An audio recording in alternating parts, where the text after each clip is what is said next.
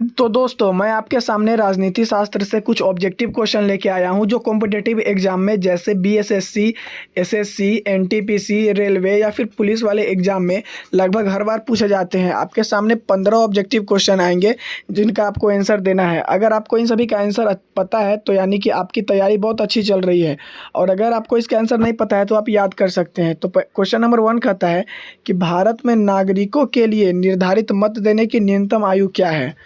तो न्यूनतम आयु मत देने की 18 वर्ष है। ऑप्शन नंबर ए बिल्कुल करेक्ट हो जाएगा।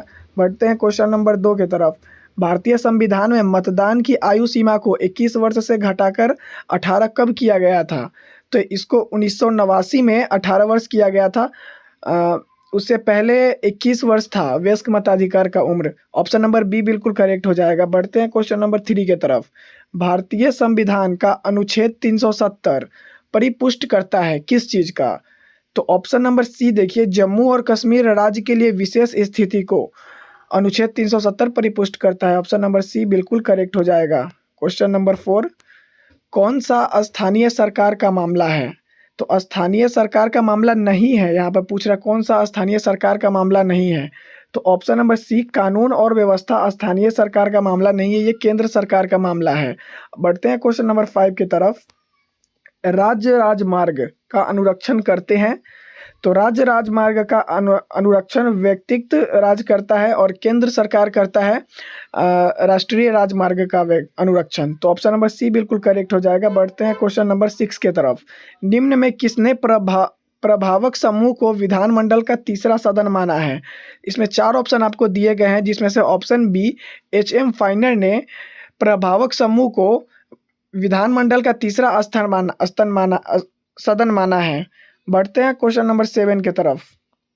वर्ष 2000 में संसद द्वारा कानून पारित किए जाने के बाद मध्य प्रदेश से काटकर बनाए गए राज्य का नाम क्या है। तो मध्य प्रदेश से काटकर 1 नवंबर सन 2000 को छत्तीसगढ़ राज्य की स्थापना की गई थी। ऑप्शन नंबर बी बिल्कुल करेक्ट हो जाएगा। इस सवाल को एसएससी टैक्स असिस्टेंस परीक्षा 2007 में पूछा गया था, यानी कि एसएससी सीजीएल में इस सवाल को पूछा गया था। कितना इंपॉर्टेंट है, इसको स्टार मार्क कर लीजिए। अब बढ़ते हैं क्वेश्चन नंबर 8 की तरफ। तो निम्नलिखित में से भारत के संविधान के किस अनुच्छेद के अंतर्गत संवैधानिक व्यवस्था भंग हो जाने पर किसी राज्य में राष्ट्रीय शासन लागू किया जाता है। तो इसका सही जवाब हो जाएगा अनुच्छेद 356। अनुच्छेद 352 में राष्ट्रीय आपातकाल की चर्चा की गई है। अनुच्छेद 356 में राष्ट्रपति शासन की चर्चा की गई है, और अनुच्छेद 360 में वित्तीय आपातकाल की चर्चा की गई है, जिसे राष्ट्रपति लागू करता है। क्वेश्चन नंबर 9 देखते हैं कि राज्य विधानसभा द्वारा पारित साधारण विधेयक विधान परिषद द्वारा अधिकतम कितनी अवधि तक निलंबित किया जा सकता है।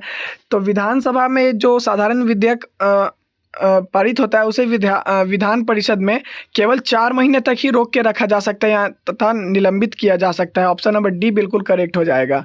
तो क्वेश्चन नंबर 10 कहता है निम्नलिखित में से किस राज्य में विधान परिषद है। तो आपको ऑप्शन में देखना है कि किस राज्य में विधान परिषद है। छत्तीसगढ़ में नहीं है, असम में नहीं है, केरल में नहीं है, महाराष्ट्र में है। तो आपको 6 राज्यों में विधान परिषद है। कर्नाटक 6 राज्यों में आपके पास विधान परिषद है।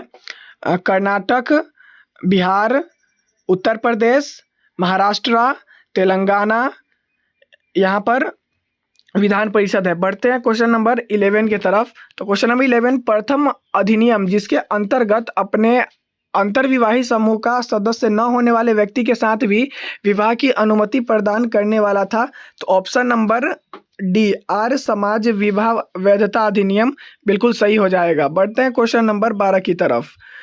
तो राज्य विधानसभा में धन विधेयक किसकी पूर्व अनुमति से प्रस्तुत किया जाता है। तो राज्य के राज्यपाल की पूर्व अनुमति से राज्य विधानसभा में धन विधेयक पेश किया जाता है। बढ़ते हैं क्वेश्चन नंबर 13 की तरफ। राज्य की विधान परिषद के कितने सदस्य विधानसभा द्वारा चुने जाते हैं। तो राज्य की विधान परिषद से 1/3 सदस्य यानी कि 33% चुना जाता है विधानसभा से। और ऑप्शन क्वेश्चन नंबर 14 क्या कहता है, भारत में राज्य के विधान परिषदों के सदस्यों का कितना हिस्सा स्थानीय निकायों द्वारा चुना जाता है। तो यहाँ भी 1/3 यानी कि 33% चुना जाता है स्थानीय निकायों से। तो लास्ट क्वेश्चन क्या कहता है, क्वेश्चन नंबर 15, कि संविधान बनने के समय जो क्षेत्र north east frontier agency NEFA के नाम से जाना जाता था, अब वह अरुणाचल प्रदेश राज्य के नाम से जाना जाता है। ऑप्शन नंबर बी बिल्कुल करेक्ट हो जाएगा। तो दोस्तों मैंने यहाँ आपके पास 15 क्वेश्चन करवाए हैं। आपको ये 15 क्वेश्चन कैसे लगे आपको कमेंट में बताना है, और आपको नेक्स्ट किस टॉपिक की वीडियो चाहिए कमेंट करके बताइए। Thank you for watching. अगर आप हमारे चैनल पर नए हैं तो चैनल को सब्सक्राइब कर लीजिएगा।